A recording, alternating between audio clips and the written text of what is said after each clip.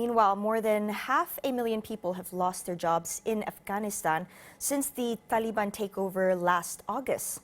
This is an estimate by the International Labour Organization, highlighting the severe economic fallout in the country on the back of COVID-19 and depleting funding from the international community. ILO's Christian Viegelahn is here to talk more on the employment crisis faced by Afghanistan.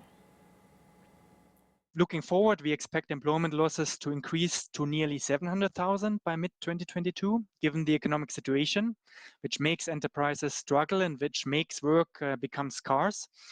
And we also have some optimistic and pessimistic scenarios that we develop. And in our pessimistic scenario, we think that employment losses could even increase to more than 900,000 jobs. I mean, these figures, is that a lot, right? Employment losses of 700,000 or 900,000.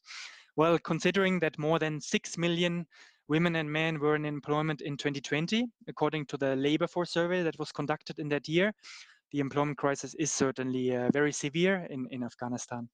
The situation, he underscored, is more devastating for women and children.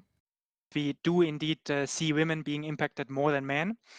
So even before the events of mid-August last year, women's labor force participation was extremely low by global standards as well, so at 17% nationwide. Women used to be in employment mainly in certain sectors like agriculture or manufacturing of textiles and garments, as well as public administration or social services. But these sectors are now severely affected by the ongoing crisis, and at the same time we have seen a limitation of women's economic opportunities by newly imposed restrictions. More worrying, he said, is that more children are leaving school to work due to severe poverty and food crisis in Afghanistan. Another group in the population that is undoubtedly affected by this crisis and that I would like to mention here are children. So there are no current estimates on the impact that the current situation will have on the number of children in child labor.